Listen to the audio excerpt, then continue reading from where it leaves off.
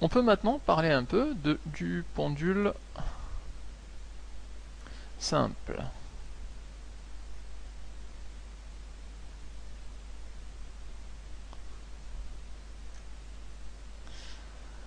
Alors c'est quoi un pendule simple?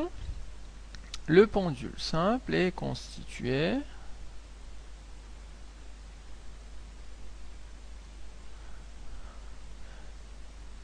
d'une masse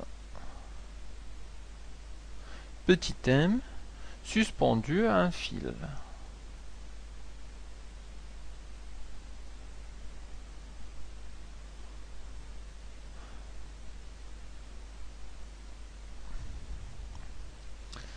Lorsqu'on l'écarte de sa position d'équilibre, elle commence à osciller. Alors, lorsqu'elle est écartée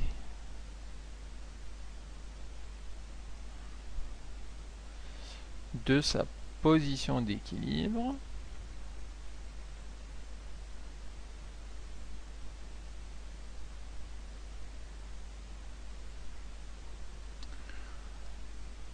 elle oscille.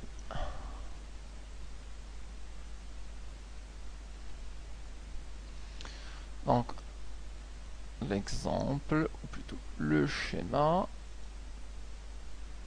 on a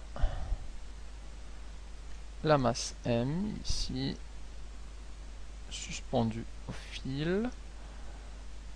On a la droite verticale là, et on repère la position de la masse par un angle θ. Alors au début on l'écarte d'un angle θ m, c'est-à-dire θ max.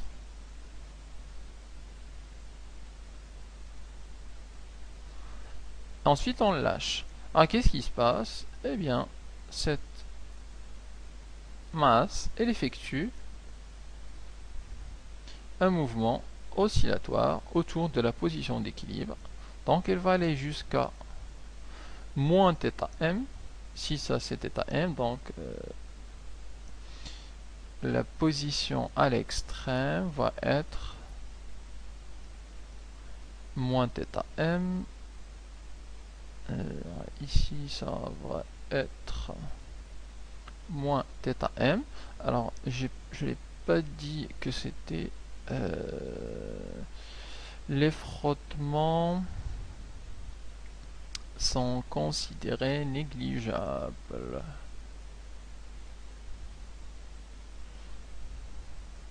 Sont négligés. Pour affirmer qu'elle part du θm au moins θm et elle oscille comme ça. Alors, les longueurs importantes, c'est la longueur du fil, suspendu à un fil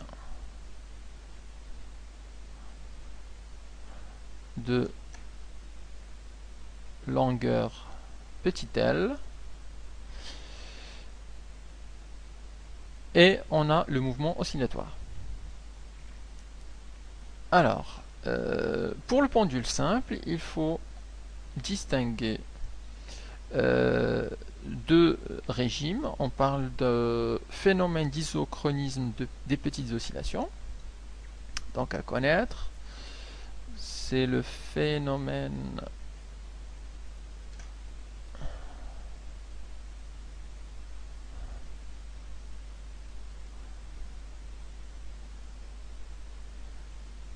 d'isochronisme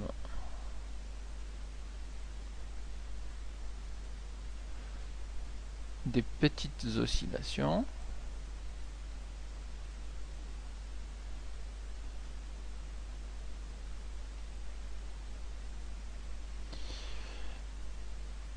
Alors, il nous dit simplement que lorsque le pendule effectue des amplitudes en fait avec un θ max faible, c'est-à-dire l'angle d'écartement initial est faible, la période T0, la période propre de ce mouvement oscillatoire, est constante. Alors, si le pendule effectue des oscillations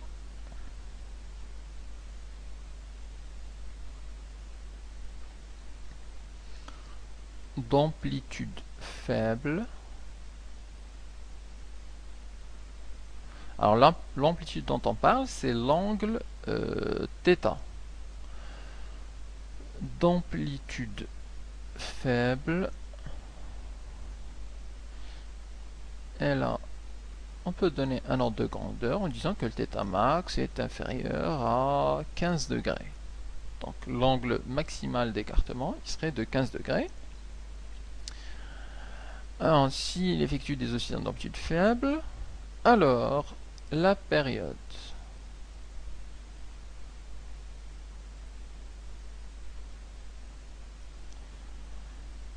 du mouvement est constante.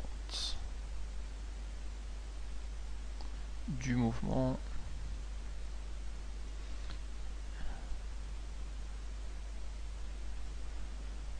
est constante. Et en particulier, elle est indépendante de l'angle θm.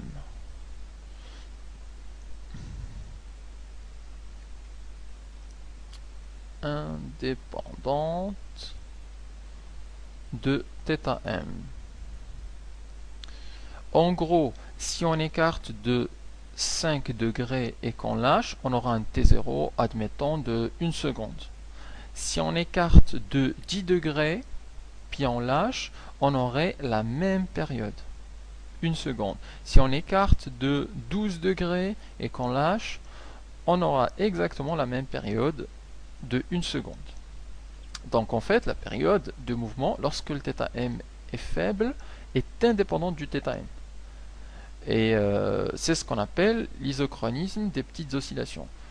Bien évidemment, si le θm dépasse les 15 degrés, alors cette période, elle commence à dépendre du θm. Et ça donne des formules assez complexes, donc qui ne sont pas au programme. Et donc, on se limitera pour l'étude au phénomène d'isochronisme des petites oscillations, donc à des amplitudes faibles. Donc, ça nous ramène à la période d'oscillation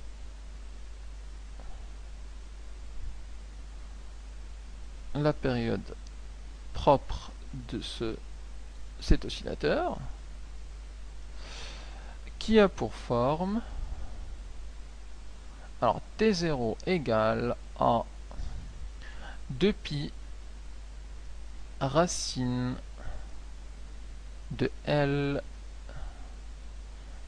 sur G. Le L étant la longueur du fil, c'est cette longueur entre là et là. Je peux le noter ici, c'est la longueur L. Et le G étant la constante ou l'intensité de la pesanteur G, donc les 9,8 ou 10 mètres secondes moins 2. Alors, on peut tracer l'évolution de l'amplitude, c'est-à-dire le θ de t,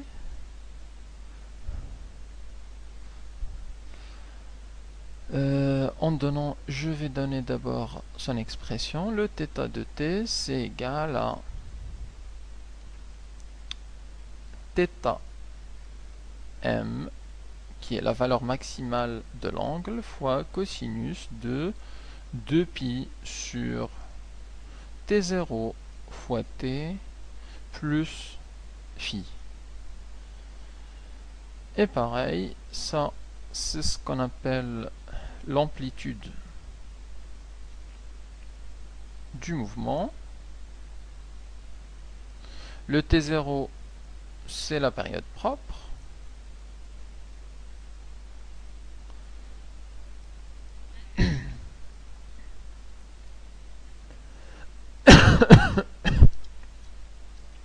Donc les 2 pi racine de L sur G. Et le phi, c'est la phase à l'origine.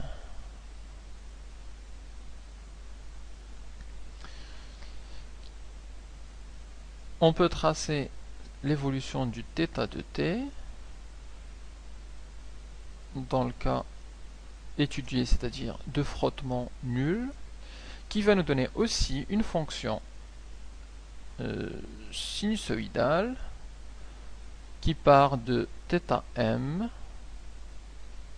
le maximum, elle va vers moins θm et elle est périodique. Donc notamment, elle va passer par là, le 0, ensuite négatif, ensuite 0, ensuite positif, ensuite 0, ensuite négatif.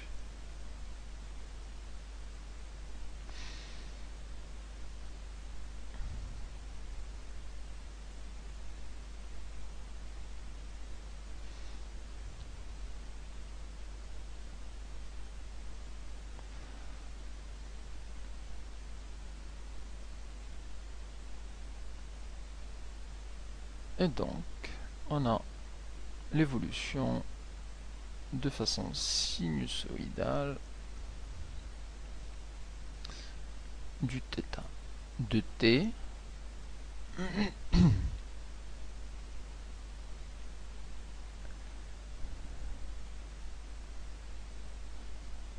et ça continue. Et on peut relever pareil sur la courbe la période propre, donc qui est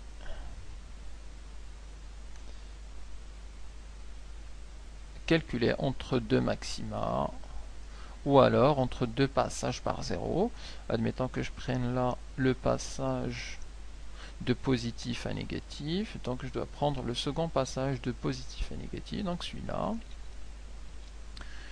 Et la période, elle partirait d'ici jusque là.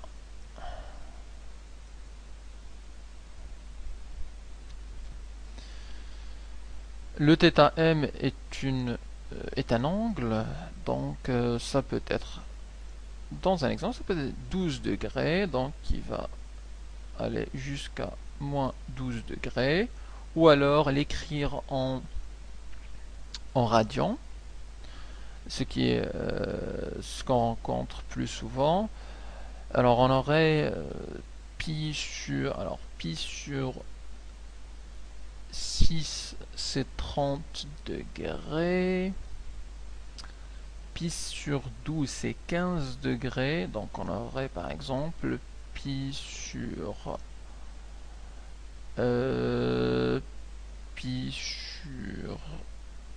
15 et moins pi sur 15.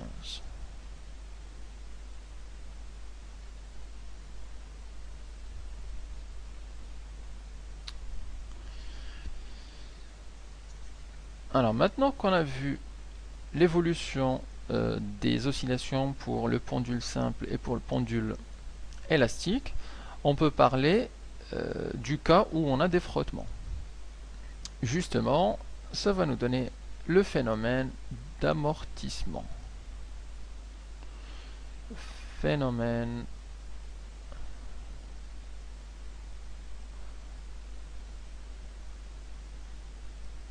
d'amortissement. Alors on a vu que lorsqu'il n'y a pas de frottement, les oscillations sont sinusoïdales, leur amplitude est constante. Alors, lorsqu'il y a des frottements, lors du déplacement, alors on va voir une diminution de cette amplitude progressive jusqu'à s'annuler. C'est ce qu'on va appeler l'amortissement, c'est le phénomène d'amortissement. Et donc on va le décrire par analogie